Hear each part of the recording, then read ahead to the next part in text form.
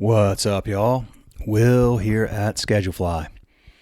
This episode is with Tabor Luckey and Cory Coleman. They're in Nashville, Tennessee. They have a wide variety of businesses. Luckey Hospitality is quite an interesting story. In addition to having 5 corner pub cafes, a Fortuna Italian steakhouse, and Yardbirds hot chicken, they have a commissary. They do meat pack. I mean, they do a lot of stuff. And these guys are great guys. First of all, Tabor's got one heck of a story. His background is fascinating. He was even a national ice carving champion for a couple of years. I mean, he grew up in Montana, wound up in Rhode Island, went overseas. He's been in a lot of places, settled in Nashville. And then Cory, his director of operations. This dude has got just a phenomenal, infectious, positive personality. Super dude. Clearly found his calling in hospitality. These guys are a great team. They love what they do. They have an incredible business, and they have huge plans. So you're going to enjoy this episode. Check it out. But before you do, check out a couple of words from our sponsor, Pop Menu. Pop Menu is also a partner of Schedulefly, and we're happy for that. We have a lot of happy mutual customers. Pop Menu is all about making your day easier and your sales bigger. They will simplify your marketing operations, bring in more guests, and capture customer data for personalized remarketing to keep them coming back. With one super simple to use platform that integrates with most point of sales like Toast and Square and a number of others, Pop Menu starts with a beautifully designed, easy to update interactive menu that transforms the guest experience online. It includes a brand new website that's optimized for search engines like Google for no additional cost, automated digital marketing, online ordering and waitlisting, and you'll never miss another call with their AI answering solution that costs as little as 47 cents an hour. And there's so much more in there. There's a link in the show notes. My 2 cents is this. We have a lot of mutual customers at Schedulefly and with Pop Menu. I've talked to a lot of those customers, and universally the message has been great product, great customer service, great company, and great results, most importantly. So check out Pop Menu and check out this episode. Tabor Luckey, Cory Coleman, Nashville, Tennessee, Luckey Hospitality. More episodes coming soon. See ya. Well, guys, thank you very much for taking the time today to do this. Why don't y'all, if you wouldn't mind, just introduce yourselves real quick. Yeah, I'm Cory Coleman, Director of Operations for Luckey Hospitality. Tabor Luckey, owner of Luckey Hospitality, which encompasses Corner Pub, Yardbirds Hot Chicken, and Fortuna Italian Steakhouse. Awesome. Good deal. Well, why don't we just do this? Let's start out. Tabor, if you don't mind, just share, your backstory, like how and why and when did you get involved with hospitality initially? Yeah, so I'm born and raised in Montana. I got into the industry when I was 13 years old.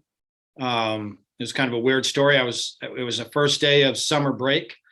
We live right on a lake in Montana. So I was walking down to meet some friends at like the little boat dock. And there was a new restaurant opening up called the Montana Grill. And I was walking and someone started yelling, "Hey, kid." And I turned around and it was some guy, and I walked across the interstate or the highway and started talking to him. He's like, "Hey, you want a job this summer?" I said, "Sure." He goes, "All right, well, you need to start tonight and you need a pair of khaki slacks." I had no idea what that meant or what that was. So instead of going playing with my friends when I was 13, I turned around and walked back home, called my mom and said, "Hey, Mom, I think I got a job and I start tonight." And she said, "What are you talking about?" And I told her about the restaurant. She obviously knew it was opening up. So she got off work early, picked me up, and we went to the J.C. Penney's in town and got some khaki slacks. And I started as a host in that restaurant, and then started bussing tables. Saw everybody in the kitchen having a lot more fun than I was having out on the floor. So I moved back into the kitchen as a prep cook, worked my way through. I was there for almost 8 years. And when I left, I was the executive chef. Holy cow. Really? So it progressed pretty quickly. Just 21, you're executive chef. Yep. So yeah, that's kind of where I started. And then I left there. When I took over the executive chef position, the executive chef at the time went to open a new concept, and asked if I wanted to come with him. So I stayed as the executive chef for probably 4 months, and then moved with him and opened up a brand new concept, bottom up. Super awesome experience as a 21-year-old. Stayed there for a while, and I literally woke up one morning and knew if I didn't leave that small town in Montana that I was going to be stuck there forever. So I packed up my Ford pickup truck and drove from Montana to Rhode Island, and hadn't been accepted to Johnson and Wales yet. But I walked into the admissions office and said, I want to go to school here. And they looked at me like, what are you talking about? And it was right around in June. And they said, well, you have experience. We have an advanced standing program if you'd like to take that. There's a pretty extensive test. If you test into it, you can do your full freshman year in 10 weeks over the summer. And I said, all right, let's do it. And she said, right now? I said, yeah. So I sat down right then and took the test. Long story short, I got accepted to Johnson & Wales, did my freshman year in 10 weeks. Went through the whole program. While I was at Johnson & Wales, I started carving ice. So I was a 2-time national championship winner for ice carving. Holy cow. So it was an experience, something I never thought I would get into, but I did. Went overseas for a little bit and cooked at some restaurants over there during externships. After leaving there, I got hired on with a not fast casual, I don't know, fine dining casual, restaurant, and started in Chicago with them. Went from Chicago to Detroit down to Nashville, which is where their headquarters was at until they got bought out. And that's how I got to Nashville. So I worked for that company for a long time, about 8 years. Opened up several stores all over the United States for them. Got to a point where I just was an overpaid babysitter and a janitor. So I quit. Yeah. And I started teaching at the Art Institute, which is where I met Cory. He was a student. Okay. And it's how we met. Now we're best friends and business partners. I was teaching, and he kept coming into the classroom and being annoying and trying to talk to everybody. No, not me. And, I came from Johnson and Wales, where it was very strict. We had lineups where they would take a credit card and scrape your cheeks to make sure you were shaved properly. So I took that into my classrooms when I was teaching. And so for Cory to come in and be disruptive during my classes, it didn't go over well with me. No. So that was our first interaction with each other, and how we kind of met. But after teaching for a while, I really just wanted to start cooking again. I missed the actual aspect of cooking and not just being an overpaid janitor and babysitter for everybody. So I started working at a local restaurant, kind of a higher end restaurant, just grilling. So I was teaching in the mornings, and then I'd go cook 5 nights, 6 nights a week at this restaurant. That lasted about 4 months. One of the owners, it was a front of house manager and a chef that owned the restaurant at the time. Front of house manager really wanted to progress in his restaurants and open more than one. Asked me if I'd be interested in buying out his partner. So I did. Bought his partner out, and him and I, we had 1, 2, 3, we had four restaurants that we opened. And then we saw a need for catering in Nashville.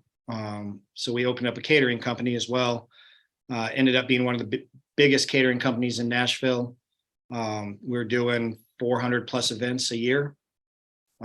Cory came on before we started all the catering company, Cory came on as he was making salads and desserts in the back of the house, and started working that way with us. And he kind of progressed all the way through, and I'll let him tell that, but ended up being the corporate executive chef for that company. And then I sold that company almost coming up on 4 years now. 4 years ago. I sold that, had the opportunity to buy 5 corner pubs in a commissary kitchen that we're in now. So I worked to deal with that. We closed on January 3rd of 2020, buying 5 restaurants and a commissary. 2 months later, a tornado came through and missed us by about 500 yards. And then a month after that, that nasty C word came up. Yep. And pretty much closed us down. So it was a great time to buy 5 restaurants and a commissary that supplies food to kitchens.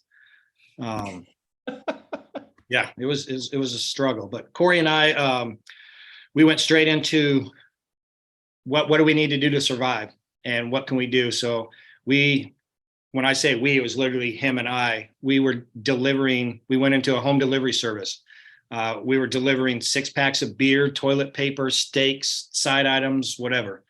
And that kind of helped us get through the start of it. And kind of just progressed from there. Now we have 5 corner pubs. 5 corner pubs. 5 corner pubs. We have a hot chicken place. And we also have the Italian steakhouse, which is a higher end one. And currently at the commissary, we are USDA certified, Tennessee Ag, and FDA inspected. So we have USDA here every day. We're selling meat. So we get in primal parts, cut them down, and package every cut of beef from sirloin, tenderloin, strip, ribeye, bone in, bone out, you name it, we cut it. We're sending out somewhere around 10,000 pounds a week. And supplying 152 restaurants with premium steaks. And then our commissary with the kitchen, we are cooking for 42 restaurants currently, shipping food all the way down to Louisiana from Tennessee is all coming out of the commissary now as well. So that's me in a elevator nutshell. That's a heck of an elevator ride, man. That's amazing. Yeah. Okay. So what year, like how long, when were you teaching? Cory, when did you come into the scene here? How many 2010. years? Okay. Got it. Yeah. So you guys have known each other for over a decade now. And then, okay. And so you're, okay. So and then were you going to the Art Institute to learn hospitality, or what was your?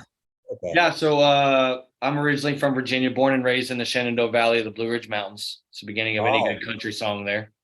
Beautiful country there, man. Yeah, that's like some of the prettiest country in the U.S. for my money. You didn't say that about Montana when I said I was from Montana.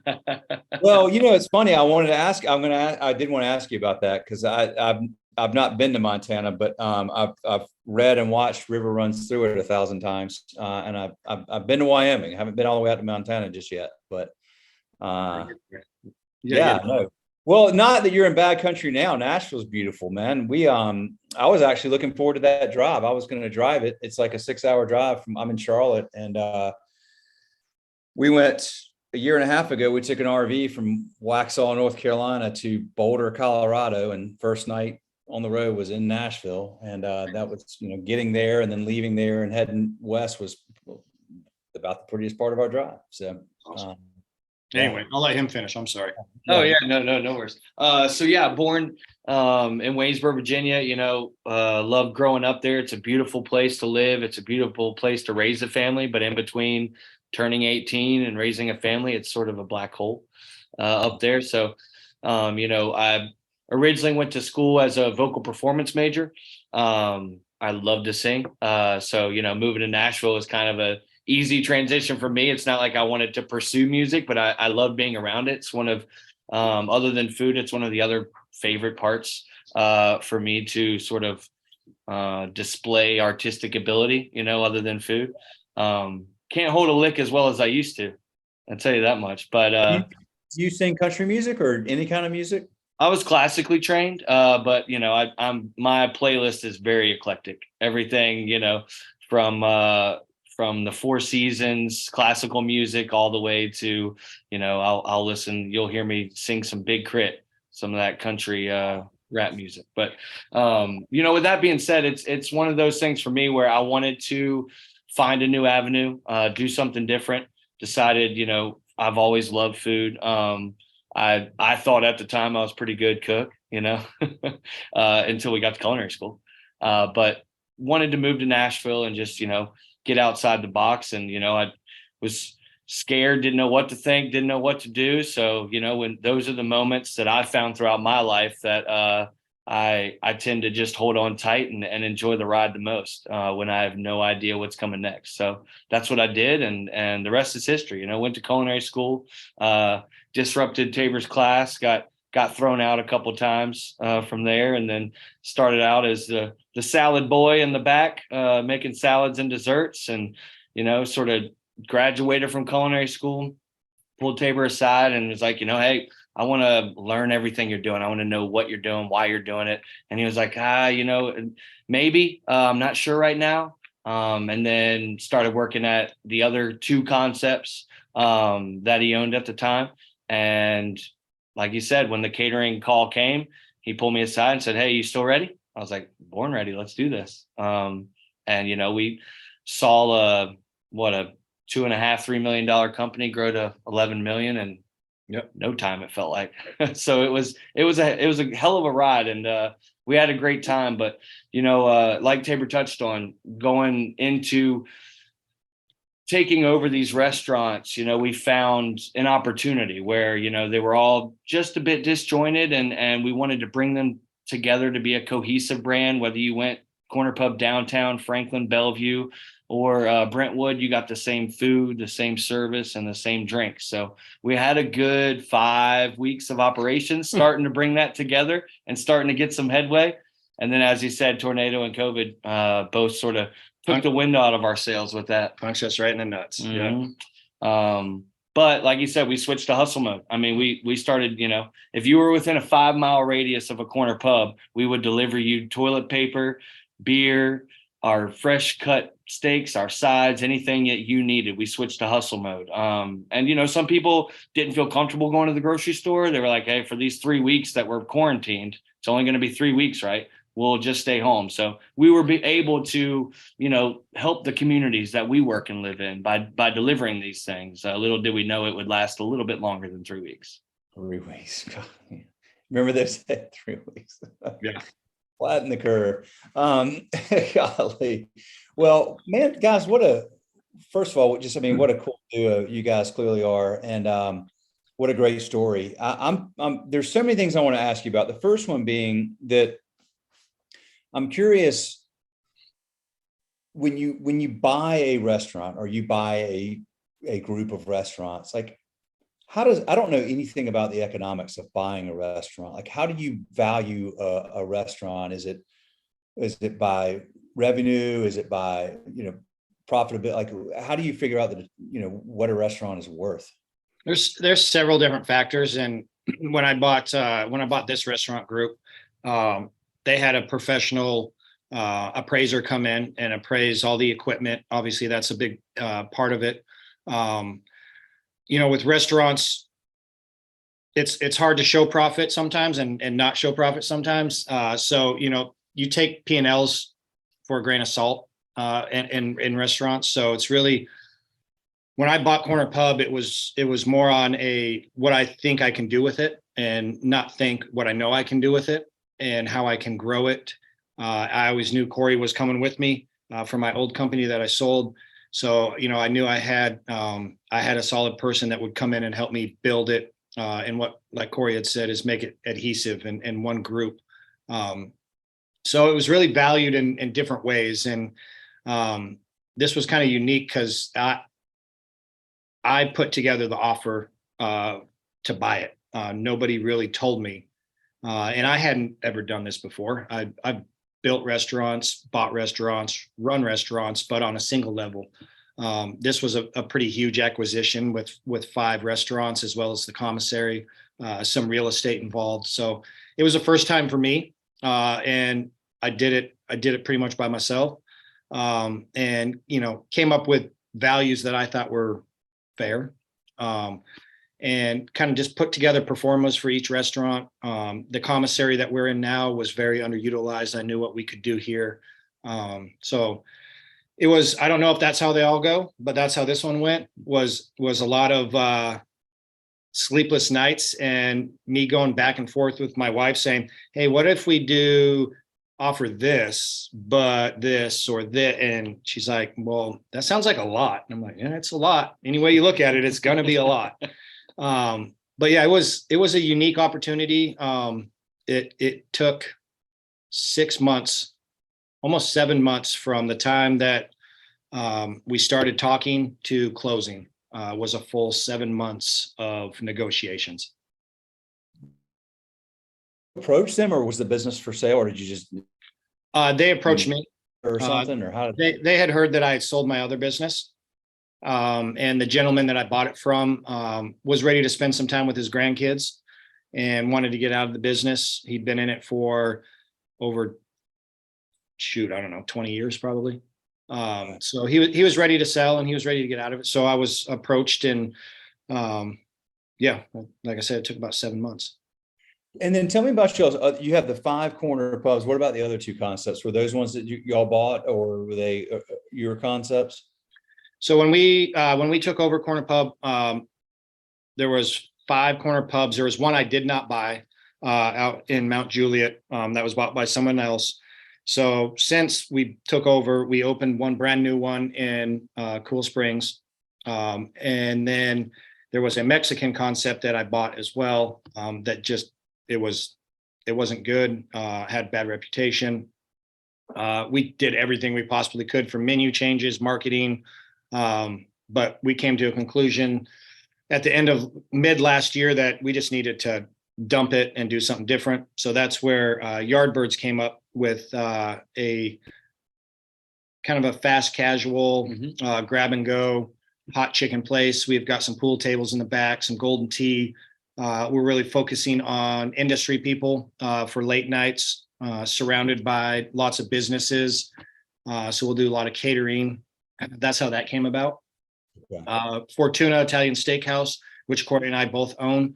I used to own a restaurant very close to where this one is at. And, you know, we got to, I think Fortuna really came to fruition when we started cutting meat in our meat cutting program and realizing that we're getting the meat at a very good price. And we're able to cut it, package it, and sell it to ourselves at a very good price.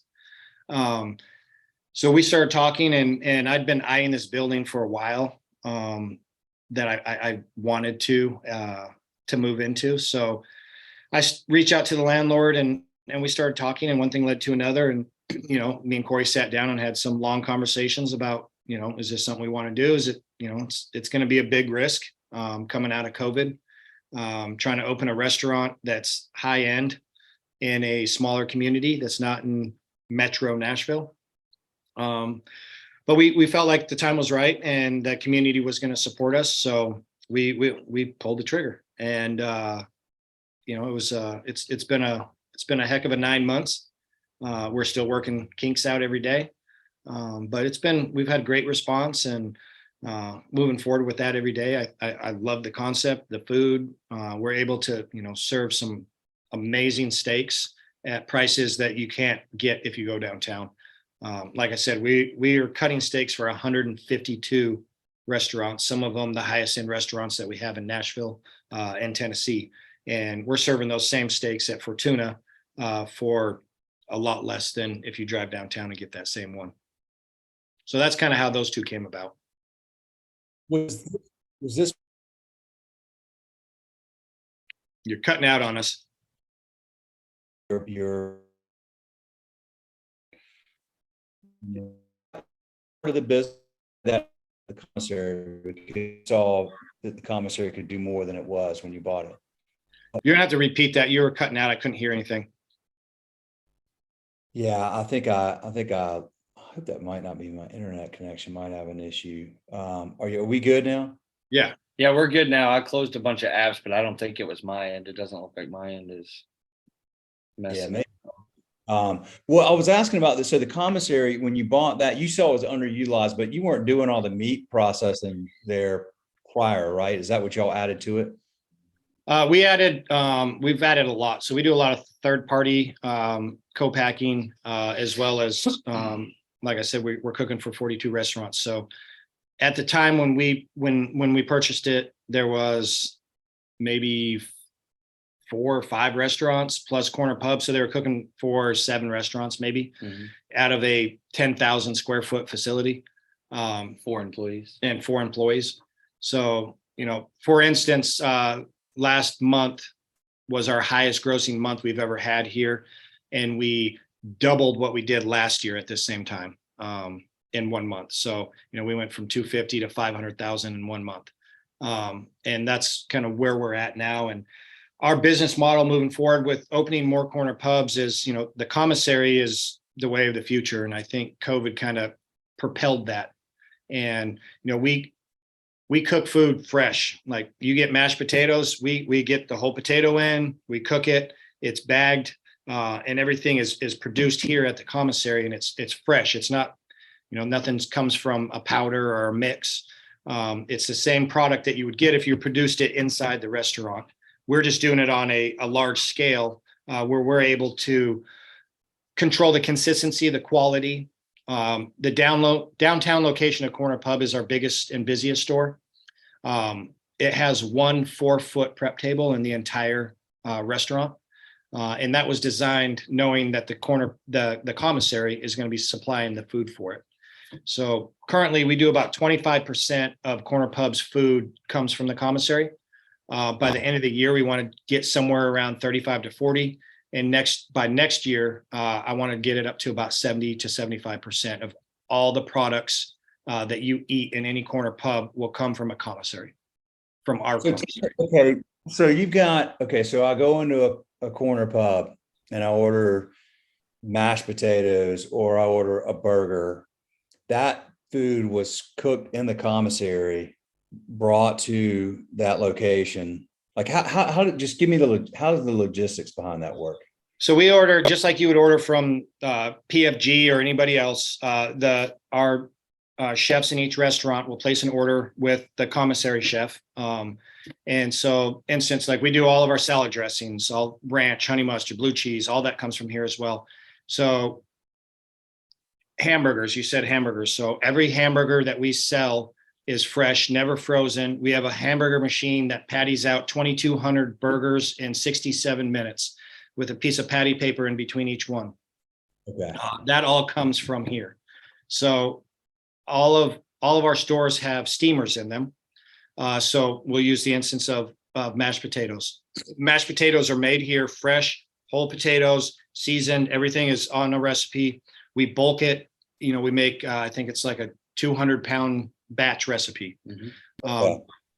Everything gets packed into a 3-millimeter hot bag, which is like a 14 by 16 bag.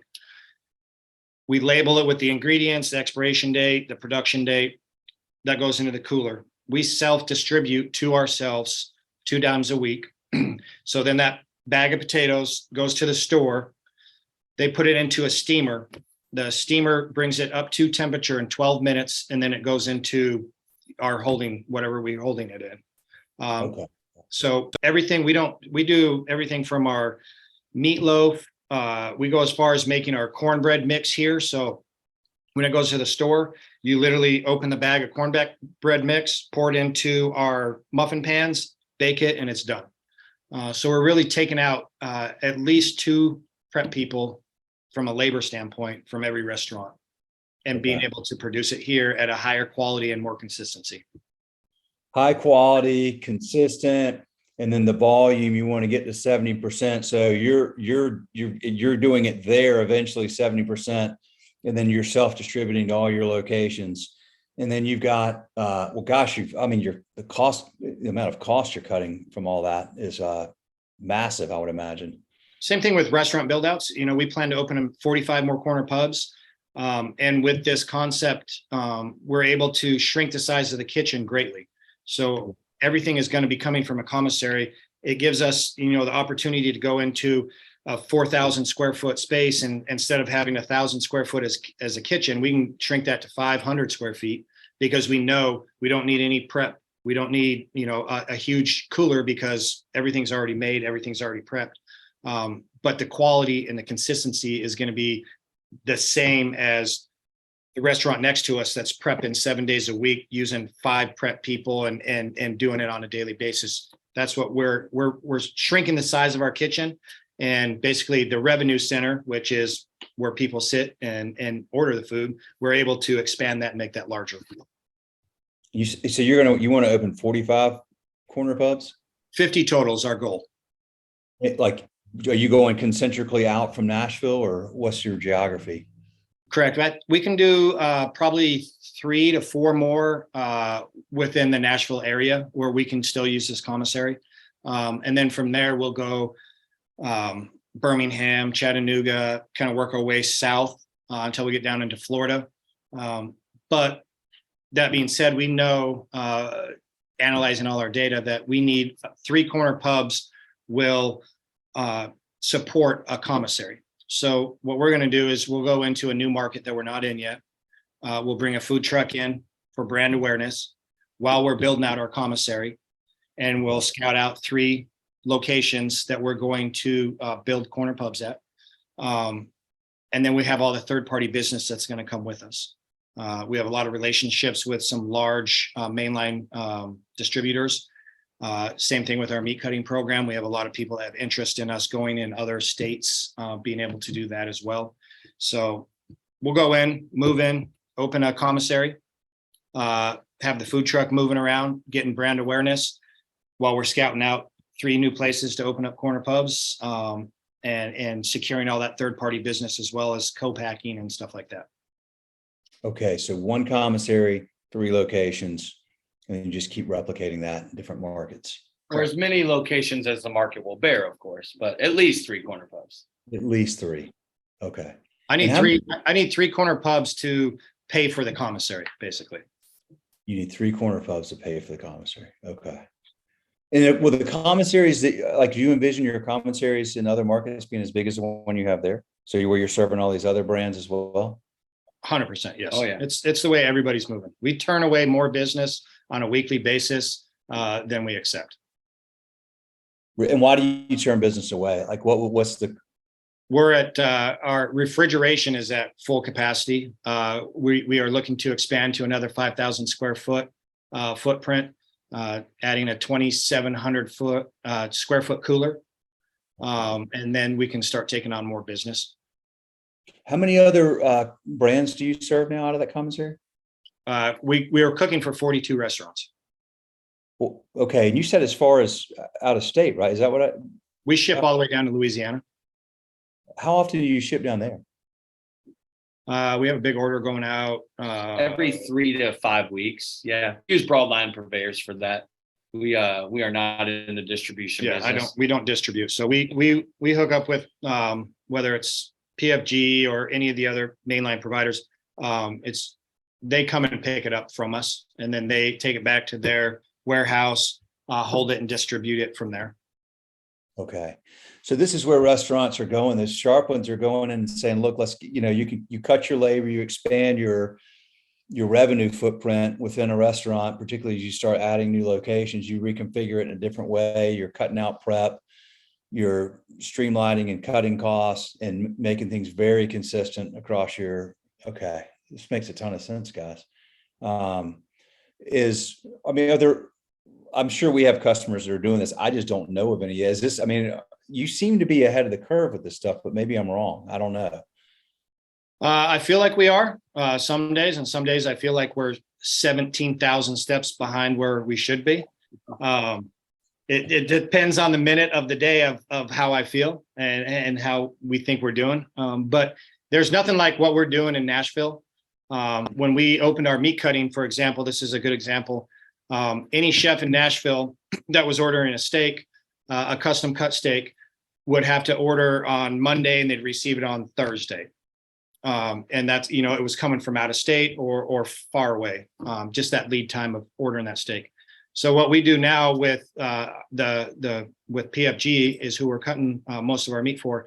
They're able to put an order in at up to today. We got one at 1:30 this afternoon. They pick it up tomorrow and it's in your store tomorrow. So we completely eliminated a whole 2-3 days of any kind of a lead time, which there's nobody, you can't do that in Nashville right now. besides us. Okay.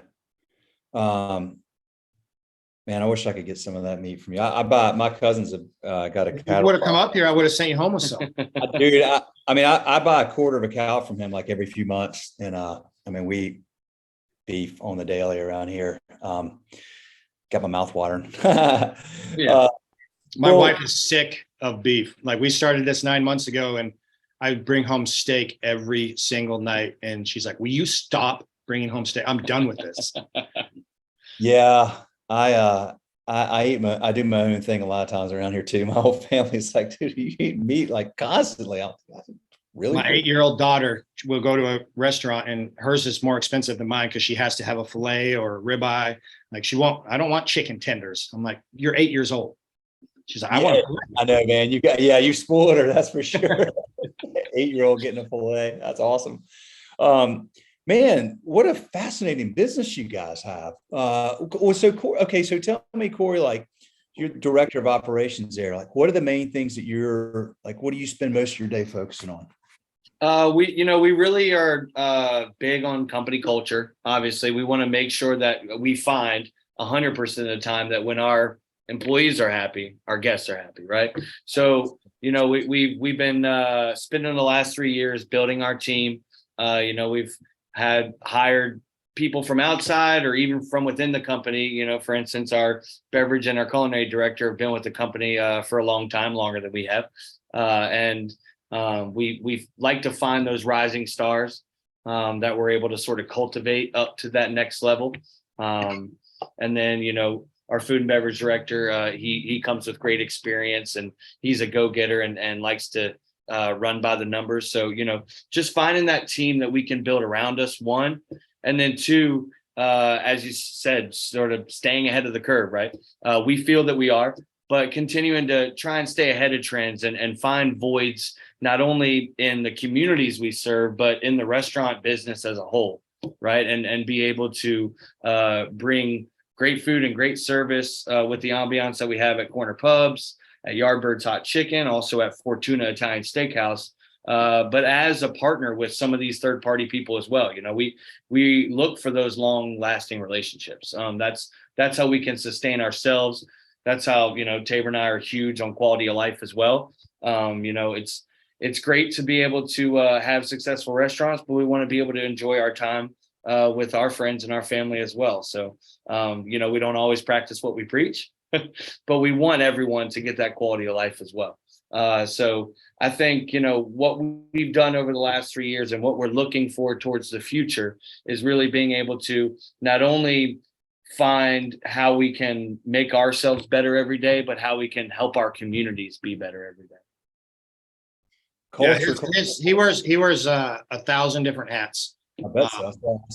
He's everywhere and Cory is the hardest working person I've ever met, and he is, like I said, he wears 7,000 different hats every single day.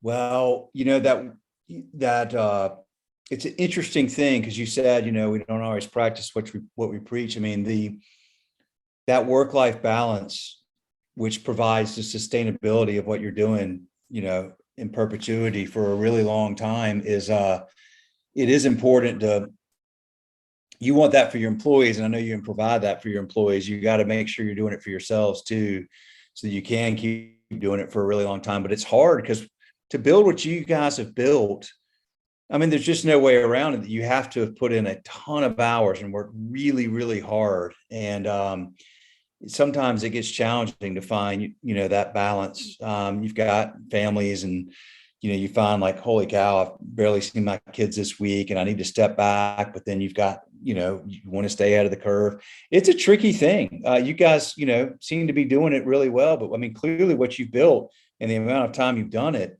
I mean, I tip my hat, guys. Like, that's really impressive. And if you do have any balance at all, like, that's even more impressive. But, I will say this, I've been doing these podcasts for like a dozen years now, and 450 episodes in.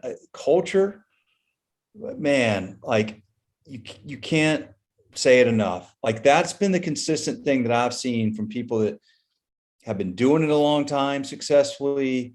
that I've had on this podcast multiple times, or just people that we've served for a while that I see like, and you see some that don't make it, like we've served 17,000 restaurants over the last 16 years and we have, 6,000 a day. So we've had a lot that have moved to other tools, or they've just closed their doors, or they've retired, or whatever it is. But the culture, man, like that is full on. That's very clear to me. If I've learned anything from talking to 450 of y'all over the years, it is, you got to get the culture right. Period. End of story. It's a people business, and food has to be great. Costs have to be in line. All yes. But like, boy, if you don't get the culture thing figured out and the people figured out, like it can all go away. It's just such a huge part of what y'all do. And yeah, man, I mean, like I'm just love to hear that that's I'm not surprised, but I love hearing people talk about their culture, because I think it's so important, clearly. Yeah. And that's really what we've been working on and concentrating. Like I said before, it's, the last 3 years has run us and told us what we had to do to survive.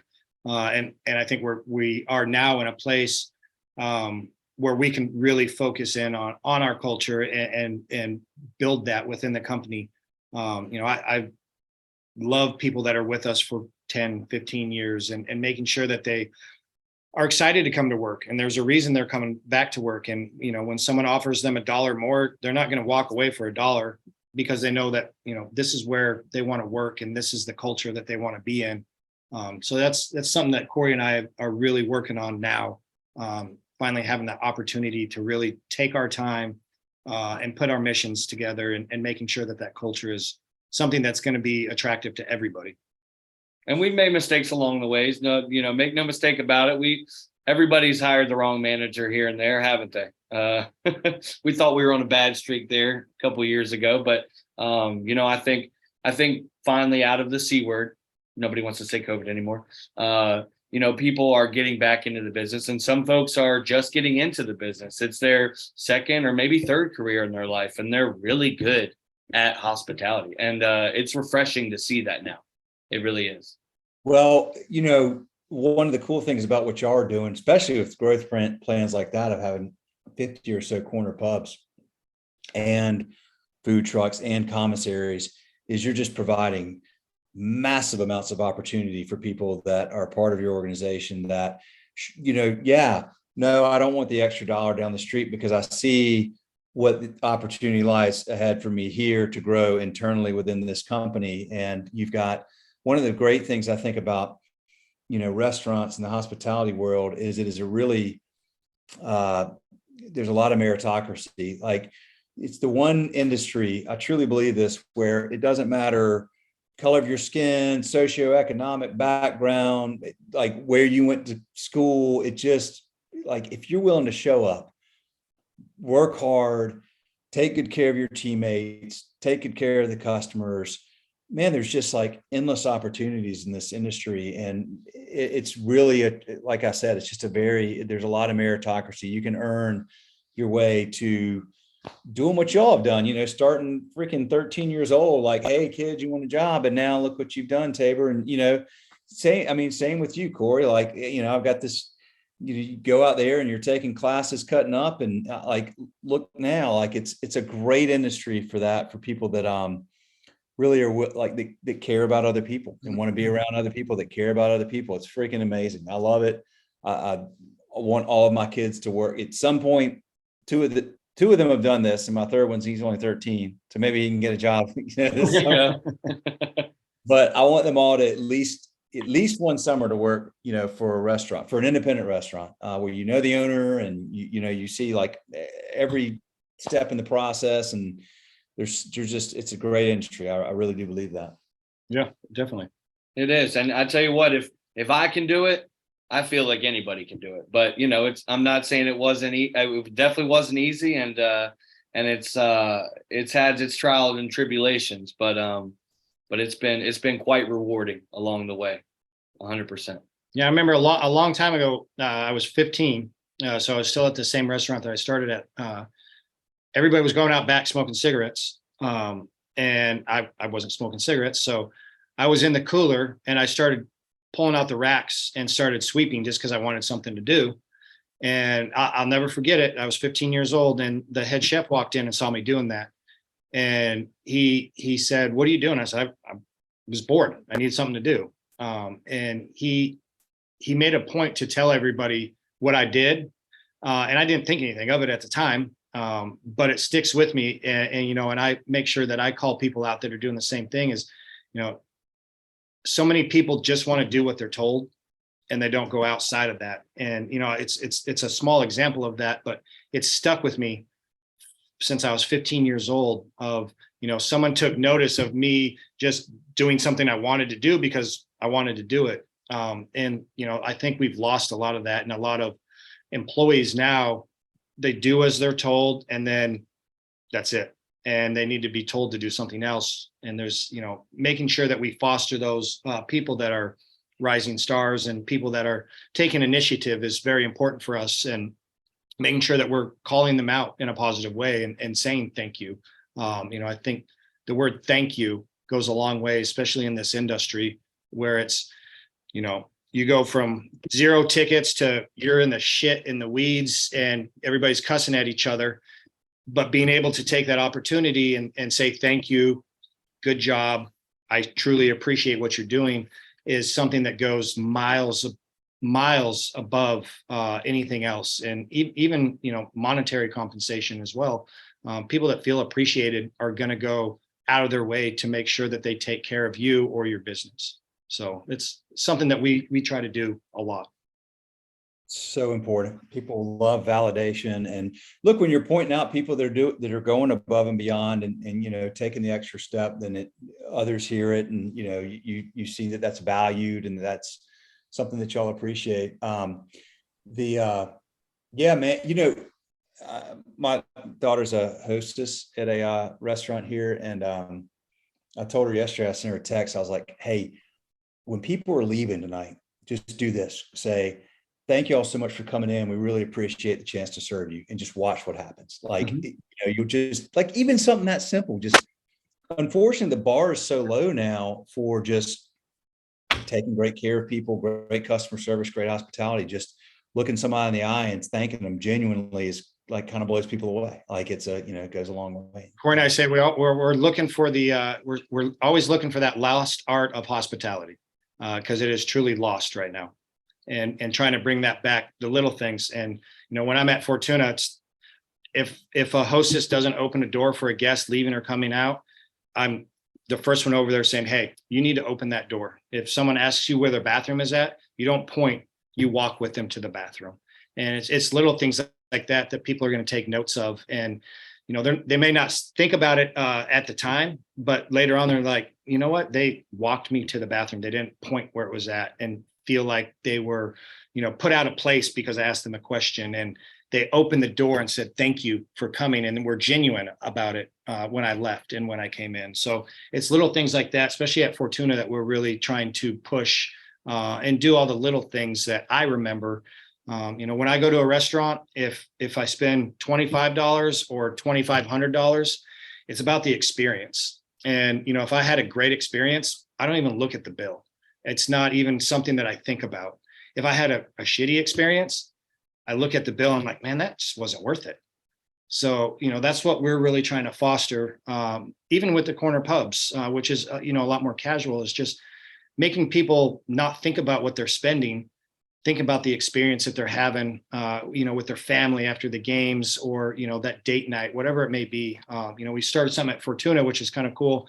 If someone comes in for an anniversary or a birthday, we have cards that every server signs, and we give them a card, and we have a Polaroid camera. We take a picture of them and give them the card with the Polaroid, just little things like that, they don't think much of it at the time, but when you go back home and you say, that experience was awesome. I don't care what I spent on it. It was something that I'm going to remember for a long time. And that's really what we're trying to do. Yeah. And it's, people have choices, and people, they remember how you made them feel. And when they're going to go out the next time, there it is, like a lot of options. Yeah. But it's an obvious choice. I'll go to Fortuna because, they make me feel really good when I'm there. Yep. Yeah. Oh man, love it, guys. What an exciting time for y'all, and congratulations getting through. I mean, that's tough. That is tough. Like getting, I mean, tornado aside, like COVID, right after you bought it, like you hustled, you grinded, you did whatever you had to do. It's amazing work ethic, and great to see that now y'all are able to kind of focus on what's next, growth. Those are all exciting things. It's exciting to me just to hear that about going into new markets and taking a food truck around and, getting the brand out there and taking what you've done and replicating that in the culture you've created in the systems and processes. So, man, guys, really cool business you've built. Really, really awesome, man. I'm really glad that we got a chance to do this. I appreciate you taking the time out of your busy day to do this. Yeah, absolutely. Of course. We wish we could have done it in person, but we're glad we're able to do it either way. I know. Well, I'm going to get back there for sure. I was really excited to get to Nashville. So we'll make it happen for sure. We'll do this again, and we'll have steaks for you, and we'll sit and talk in person and eat some food while we do it. There you go. I would kill to eat a ribeye there at Fortuna for sure. Yeah. That's even more incentive to make it happen, guys. But I really do appreciate it. Appreciate the business, appreciate your time and your story, and you guys are fun to talk to, man. Like you say, Cory, if I can do it, anybody can do it, dude. I can tell like your personality is booming and glowing, and like this was like you were meant to do this, man. So no doubt about it. Definitely an amazing person. Hey, it's in our blood, right? It's something we didn't have a choice to do it. It chose us, but we're damn glad to be here. Absolutely. Absolutely. All right, guys, I'll let you roll. I appreciate you both very much. And I'll get this up in the next couple of days. I'll shoot you a note, but thank you very much. By the way, is that a Yingling hat you have on? It is. Oh yeah. Tabor's a hat guy. Well, I am too. I've got like 50. In fact, we've got my keep and donate hat pile out there in the living room right now. Yingling is the largest U.S. owned brewery now. Did you know that? I did. And we are the number one seller of Yingling in the Southeast. You're kidding. Seriously. Yep. That's awesome. Yeah. Do you know that story? Like, do you know the story about it's like family owned, fourth generation? Yeah. Like, oh yeah. The oldest, and now it's the largest since everybody else has been bought out. Yeah. Everybody else has been bought out. I heard the guy who owns it now, like fourth generation, he was on How I Built This podcast a few years back. And, I just thought that story was so cool. And they were really only on the East Coast, I guess. I mean, they're in Pottsville, and then I think they have maybe they brew some down in Florida, but they're like kind of East Coast. They know they stay in their lanes, make a good product, keep it fresh, and family owned. I think they've got, like the next generation started to get involved. Like anyway, I heard that story, and I was like, I'm gonna start drinking Yingling. So every time I on the menu, I'm like, give me one of those. You can get cold Yingling at any corner pub. There you go. Old Yingling and an awesome steak, man. There you go. We shall make it happen, guys. I appreciate your time a lot, guys. Yeah. Thank you very much. Appreciate it, Will. Yeah. See ya. Have a good one.